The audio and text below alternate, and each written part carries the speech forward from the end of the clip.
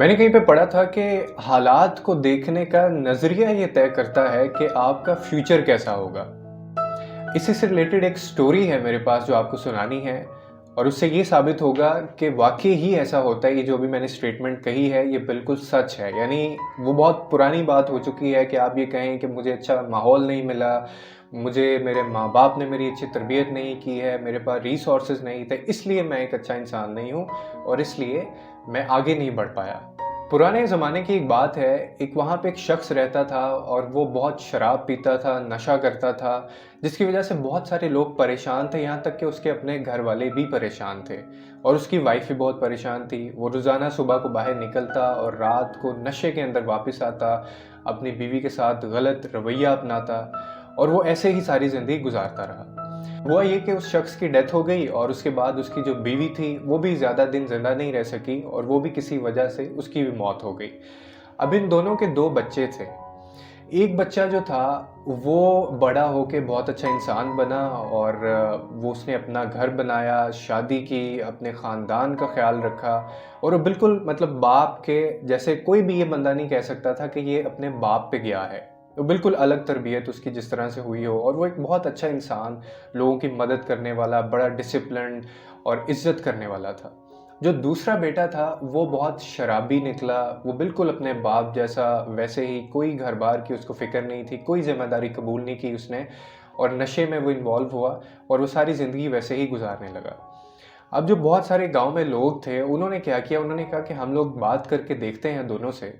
उन्होंने जो बेटा शराबी था, उससे पूछा कि तुम अपने बाप की तरह बिल्कुल निकले हो, तुम भी दूसरे भाई को देखो, उसकी तरह तुम अपना ख़ानदान बनाओ, अपने बीवी-बच्चों का ख़्याल रखो, शादी करो, मेहनत करो, पैसा कमाओ और अपनी ज़िंदगी को आसान करो।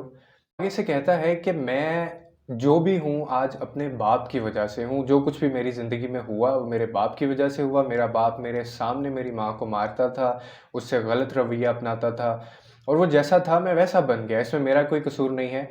मेरे बाप ने मेरी इस तरह की तरबियत की है और मैंने सारी ज़िंदगी देखा ही ये है, तो मैंने जो देखा, जो सीख मैंने मुझे दी गई मैं वैसा बन गया, इसमें मेरा कोई कसूर नहीं है और मैं अपने आप को नहीं बदल सकता। ये सारा क्रेडिट मेरे बाप को जाता है।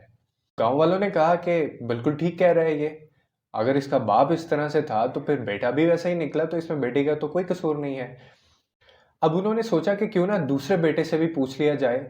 दूसरे बेटे से उन्होंने मुलाकात की और उससे पूछा कि तुम इतने अच्छे इंसान बने हो, तुमने मेहनत की है, घर-बार अपना तुमने बनाया है, जैसे तुम्हारे बाप के बारे में बातें की जाती थी, तुम बिल्कुल वैसे नहीं निकले हो और तुमने बिल्कुल अलग बनकर दिखाया है और तुम मतलब कोई भी ये नहीं कह सकता है कि तुम अपने बाप जैसे हो, ये कैसे हुआ?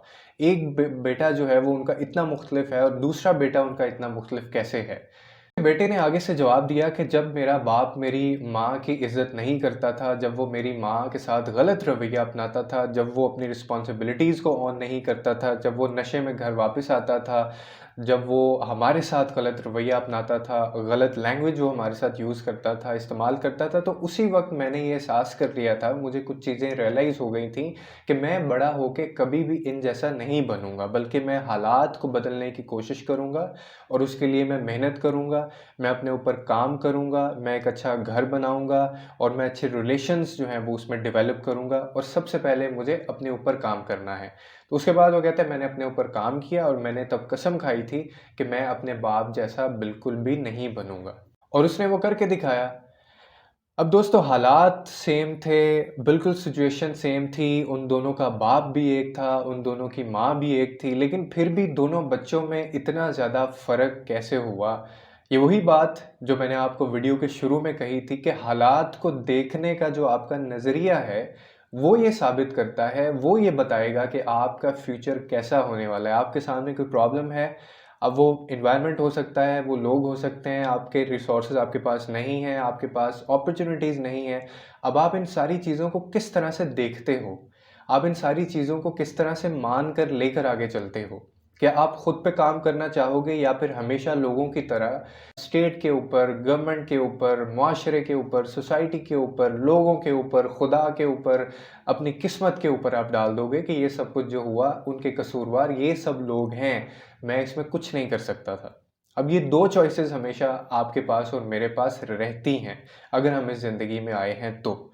इसलिए हालात का जो देखने का नज़रिया है अपना वो दुरुस्त कीजिए और उस पे फ़ोकस कीजिए कि आपने आगे जाके क्या करना है। अगर आपके पास अपॉर्च्युनिटीज़ नहीं हैं तो आपने उनको कैसे क्रिएट करना है। अगर आपको मौका नहीं मिल रहा है तो आपने कैसे मौका ढूँढना है और अगर मौका है नहीं तो फिर आपने वो पैदा कैसे करना है मौका। यानी मेहनत किस तरह से करनी है और कितनी मेहनत करनी है, खुद पे कितना काम करना है। उम्मीद है आपको ये वीडियो पसंद आई होगी और कुछ ना कुछ आपने इससे सीखा भी होगा। मज़ीद वीडियोज़ के लिए हमारे चैनल को सब्सक्राइब करें और लाइक करें। Thank you so very much.